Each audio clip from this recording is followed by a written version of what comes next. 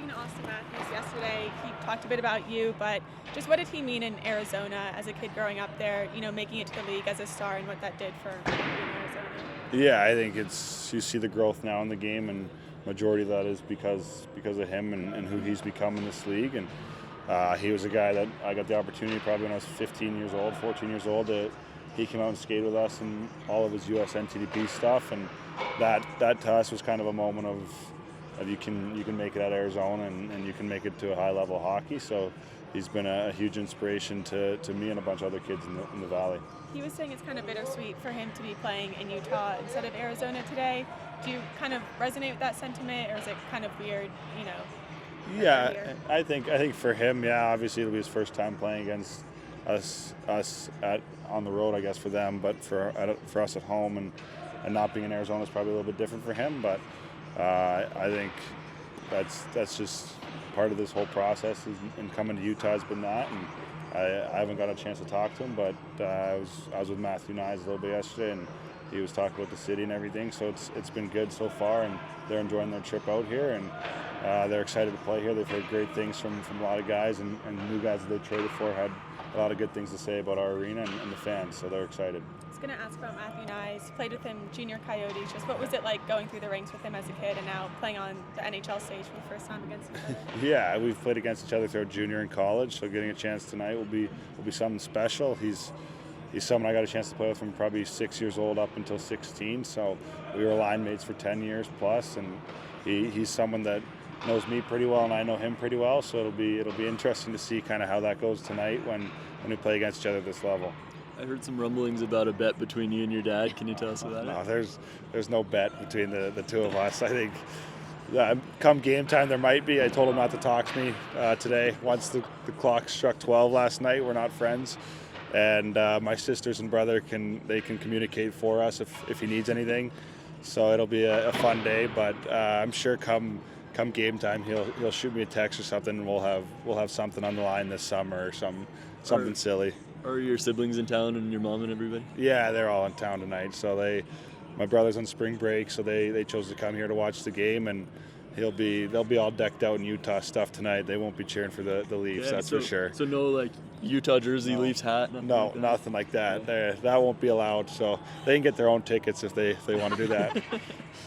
Just what's the mindset going into tonight? Obviously, playoff push continues. What are you guys looking to do? Yeah, it's a huge game for us and for them. I think it's been a long road trip for them, and we're going to have a chance to play at home and take advantage of that late in the season. So it's a huge game for us. I think it's that next game mentality where we got to focus on tonight and make sure we get the job done and play our style and play the way that we can to give us a chance to win every night. So we're all excited for this opportunity, and a chance to play a team that's going to be in the playoffs is always exciting to kind of see where you compare.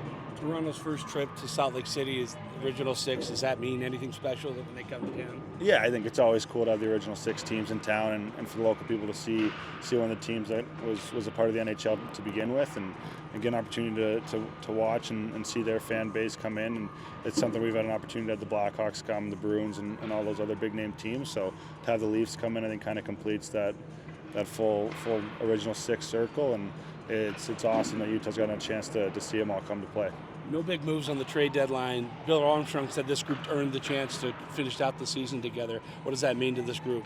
Yeah, we have a great group and a group that really trusts and likes each other a lot, and an opportunity for us to kind of prove ourselves as one is something that's really special. And I think there's a lot of belief in the room that we're now fully healthy, and we've got all our guys together for the first time really all year, the last couple games. So we're excited to kind of see where it goes, and the fact that they have the belief in us, I think kind of resonates through the whole room that we have a chance to do something with this group, and it's special. Along those lines, we've talked a lot about the young maturity, growth, all that, but the fact that they invested in this leadership in this trade deadline, what does that say about kind of the longevity of where leadership's going to impact this team? Yeah, we have great leaders in this room, and guys that have taken me and other young guys like Cools and Guns under their wing, and kind of allowed us to grow into who we are now and on and off the ice. And we got a lot of trust in the room that those guys are going to drive us and push us, and hopefully one day that we can help drive and push with them. So it's one of those things where they put a lot of trust in this leadership group and into us. So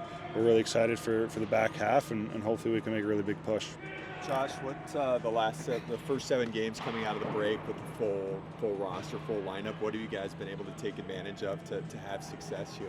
Yeah, I think just the ability to at all times have strong guys out on the ice, and throughout the year we've had guys that have battled for us and played really well when the opportunity's been given. But to get a guy like Sean Durzi back and other guys like that, where he makes an impact every night on and off the ice, in the room and on the bench, he brings an energy that's really big for us and our group. And I think just going out and having the confidence in each other that this is a group that can win, and we had a lot of success early on in the year when we were all healthy. So to get everyone kind of back is really big, and I think it's going to be huge for us to come down the stretch. First, no change in the lineup. Veg in the net, no change. That's what it is, and it will be a good game against Toronto. We want to be a little bit harder in our battle than we've been lately, and I think we need to be disciplined against their top player. That will be really important. So, I was just going to say, Bukestad's still day-to-day, and Bortuzzo's still out long-term?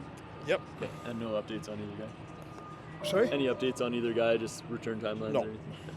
And this time of the season, is it kind of hard to change the lineup when you've had winning success the past couple weeks? No, it's easy. It's pretty easy when you have success. So that's you want competition. It's the human side. It's not easy because I would like to have 23 guys happy, healthy, and rolling, but it's not the reality. And the business side of it is when you have success, but it's an easy decision. Today, with today being optional, there were a lot of guys out there. I mean, that's kind of unexpected at this point in the season. What were some of the things you talked about, worked on? What did you like from morning skate? Yeah, but I think I like the morning skate when you have to morning skate. When you don't, I think it's an optional, and now it's the player has to be disciplined on what they need to be ready for the game. So I think that's why we went with an optional. Yesterday we thought today will be a full skate, but just the feeling was I think the guys can decide what's good for them. So as long as they're ready for the game and they're disciplined and they're prep, that's what you want. First time we talked to you since the trade deadline, Bill Armstrong said this group deserves the chance to finish out the season together.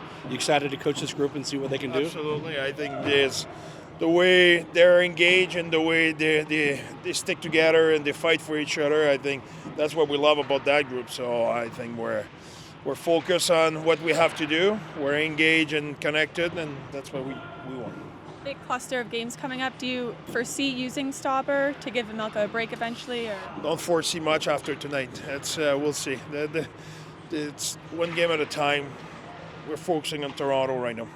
When you play a team like Toronto that has such a great offense, how do you shut that offense down? Well, you need to be disciplined and really detailed on how you play against, especially their elite player. I think they have really guys who can break the game. I think as well they made good acquisition in the last year. They're a good all-around team, but like I said, they have game breaker who you need to make sure you're really detail how you play against those guys.